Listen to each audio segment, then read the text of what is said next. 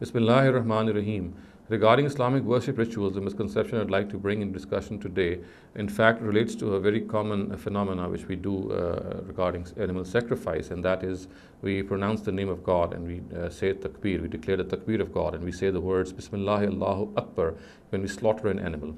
So generally people do not understand why we say Bismillah Allahu Akbar, and unless we understand the wisdom and philosophy behind a ritual, behind a directive, we obviously tend to lose sight of the actual reason that we do such things. So it is all important that we must focus ourselves and we must find out what exactly is the reason behind saying Bismillah Allahu Akbar.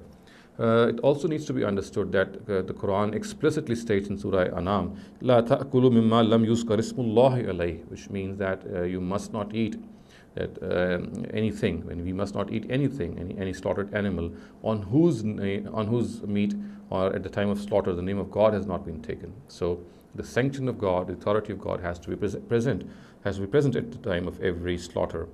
Now, as far as the underlying wisdom of this ritual is concerned, it needs to be understood, first of all, that it is of paramount importance to know that taking a life, be it of an animal, requires the sanction of the Almighty. It requires permission of the Almighty. And when we say Bismillah Allahu Akbar to slaughter an animal, to consume its meat, then we are in fact invoking God and asking for His permission. And with His permission, we slaughter that animal. So the sanctity of life, life possesses, even if it is of an animal, this comes to the forefront. This is the most important thing that needs to be realized, that human life in itself is something very sanctimonious and very sacred.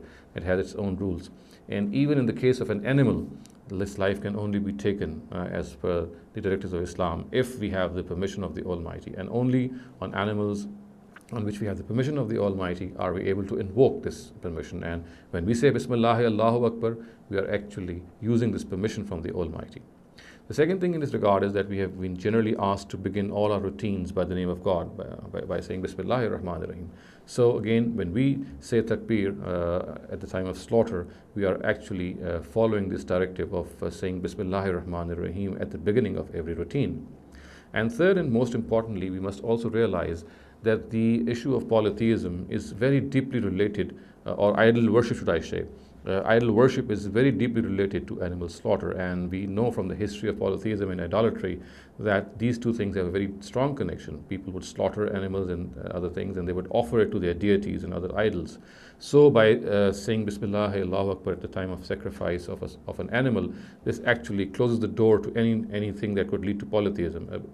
An animal which is sacrificed in the name of God cannot be presented to any other idol or to any other deity, is obviously understood. So an animal which is slaughtered in the name of God is in fact slaughtered in the name of God. It cannot be slaughtered or given or presented to any other deity.